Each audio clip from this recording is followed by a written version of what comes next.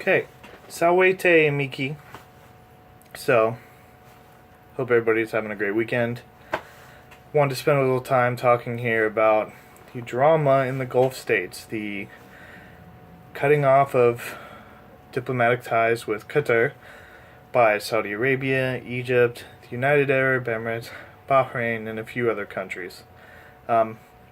Because it's a bit of a humorous shit show to see the Saudis accuse Qatar of paying for and harboring terrorists. So naturally, it's worth looking into the greatest, occasion of the pot, calling the kettle black in recent memory. So what is going on here? What happened? So at the beginning of the week, actually it happened last week, that Saudi Arabia and these group of Arab countries, primarily Gulf states, announced that they're cutting off all diplomatic and commercial relations with Qatar. They're instituting a trade embargo, and they're banning, they expelled all their Qatari citizens, or all the Qatari nationals in their country, and they closed off their airspaces to Qatari jets. And then, after a few days, they issued a set of 13 demands, which explain why they're doing so. And these demands essentially would require Qatar to completely neuter any sense of independent foreign policy, or even it interferes pretty severely in their own domestic choices as well. So what are these demands? So one of the big ones is they want them to cut all diplomatic ties with Iran, which is somewhat unfeasible. Not that they're actually that close to Iran. That's kind of a boogeyman made up by the Saudis. There's more trade between Dubai and Iran than there is between Qatar and Iran, but the UAE is part of this ridiculous embargo.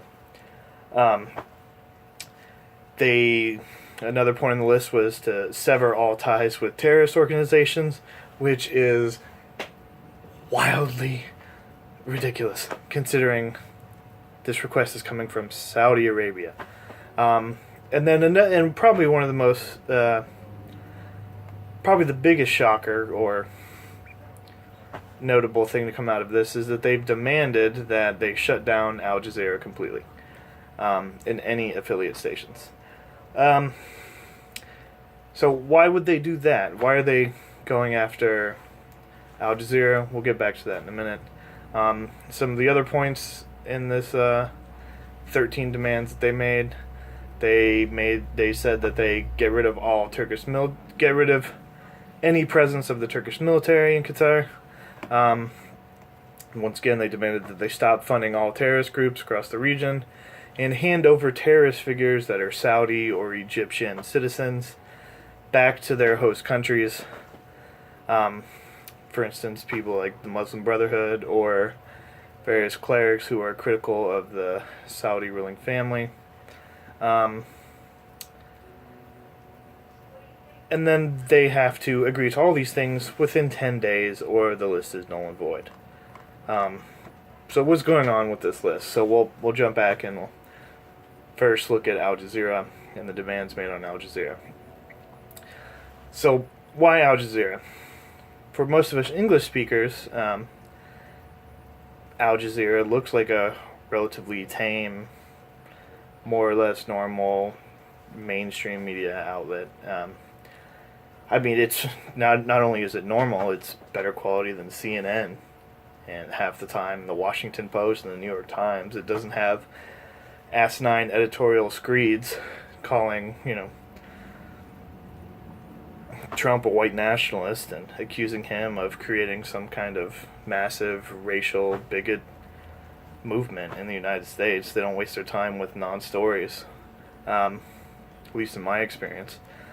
But what's more important here is the Al Jazeera Arab version, which, since the Arab Spring, has come to have a rather nasty reputation of being a voice for the various jihadi and Muslim movements that quickly drowned out any democratic hopes of the Arab Spring, namely groups like the Muslim Brotherhood and various Sunni rebel factions in Syria, groups in Libya and Tunisia.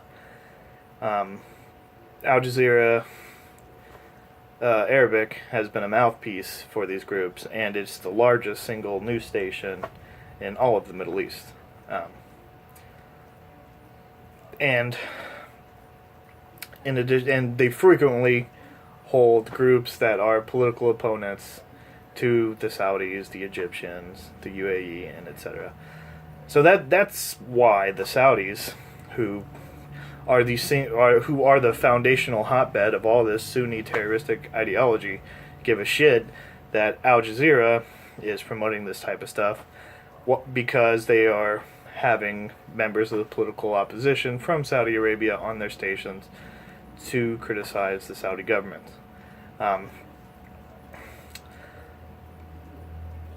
And in terms of Iran, naturally the Gulf states, particularly the Sunni majority Gulf states, have a great antipathy towards the Shia-led Iranian nation, and I mean that's a pretty well-known conflict. There's no need to get too much into that, except for the fact that there's no real evidence that Qatar or even Bahrain have had any elements of Iran interfering in their domestic policies.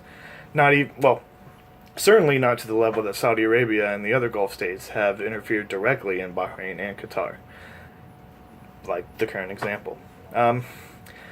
The issue with the Turkish military is probably the same deal. Turkey is slowly becoming more and more of an Islamist military power in the region. It's no longer a secular bulwark in the middle of right dead center in the Middle East. It's Erdogan is trying to make Turkey just like the old Ottoman power that it was before, slowly but surely. That's neither here nor there. Maybe that's for another video. And then in regards to,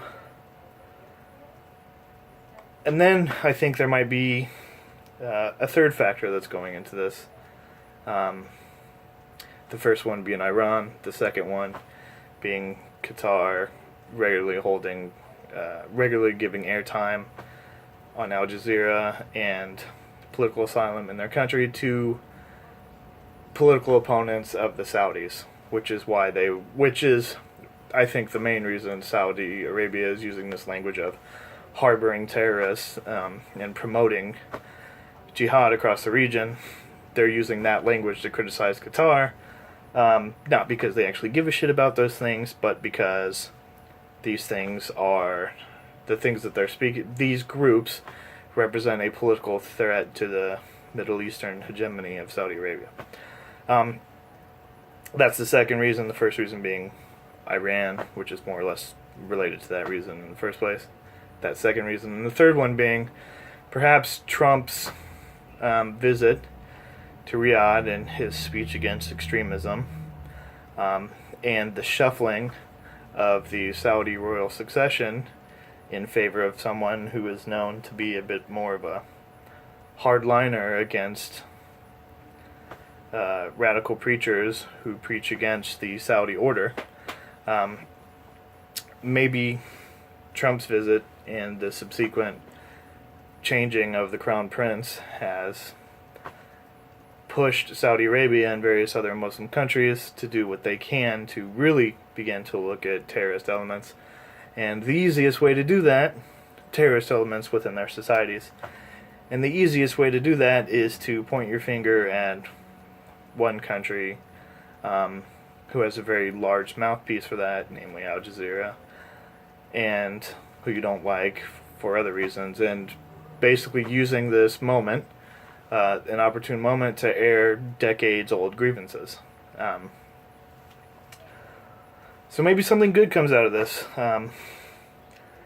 Maybe the Saudis and various other Gulf states get a little more serious about not funding ISIS, for instance, which would be fantastic. and maybe there might be some more movement, internally as well to shift this widespread held belief that violence in the name of Islam is acceptable. I'm not hopeful. That's a bit of a pipe dream. But at least in terms of the near future, maybe it would significantly help in terms of funding and promotion of ideology if Saudi Arabia and the United Arab Emirates and even Qatar, cut back on their promotion and funding of radical, or not even radical, I mean just violent Islamic ideology. So there you go. There are my thoughts. Walete Amiki.